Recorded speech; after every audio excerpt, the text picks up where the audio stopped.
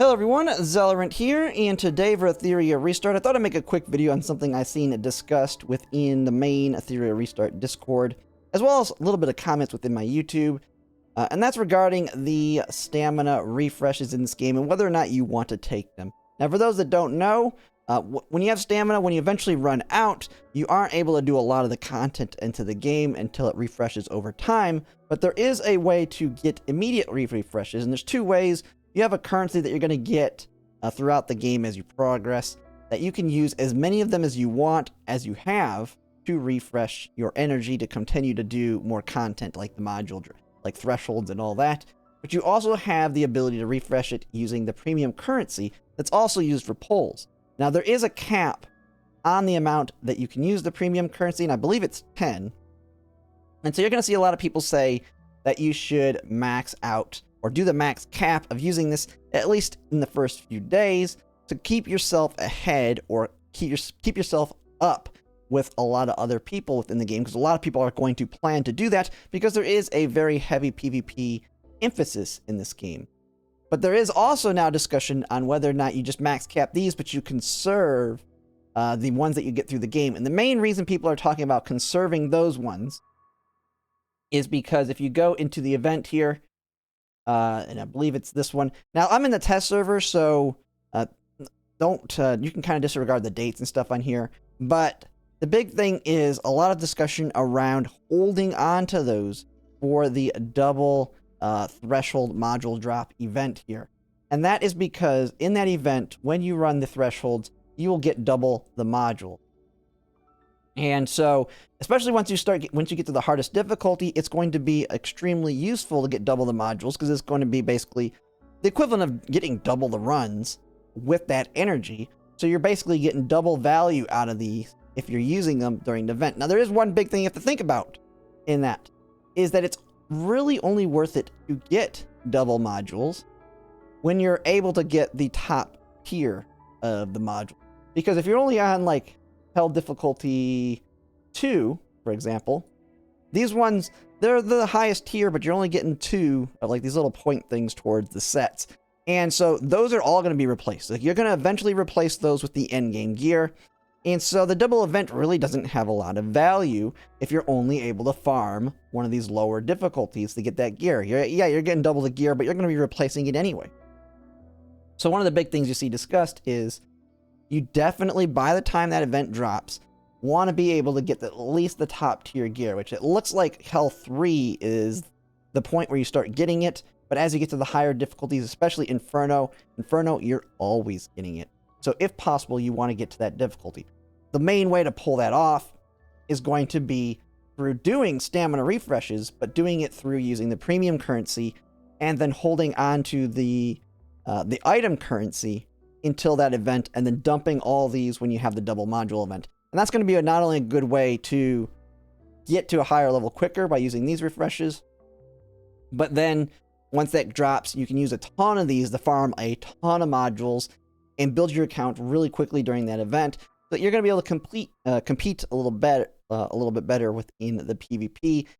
And the one nice thing is there is a cap on this. So this is going to be a way that you can kind of keep up with whales to a certain extent, at least in terms of level and gear. So that's the big question on whether or not you want to do that. And in my opinion, I think initially it will be worth it, especially if you're in a case like what I'm going to be in, which is I'm going to re-roll until I'm sitting pretty in terms of characters after I do the summon banner.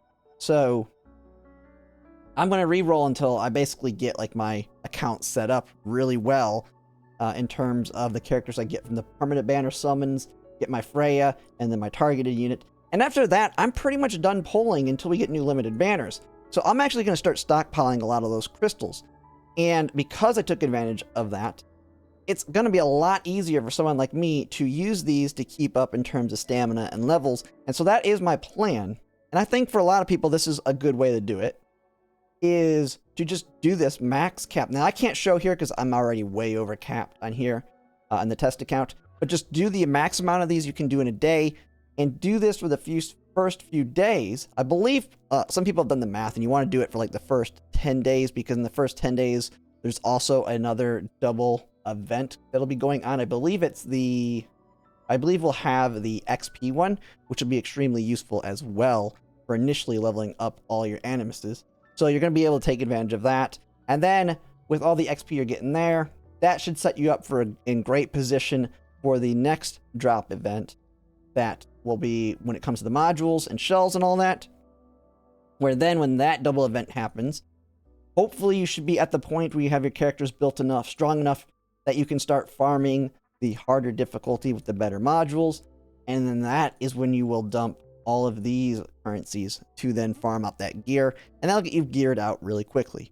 Now, the question will be then, are you playing this game for PvP? Because if you don't care about PvP at all, or you're not going to really participate in it at all, then I don't think it's actually necessary, especially if you're free to play, and you want to be more casual in this game.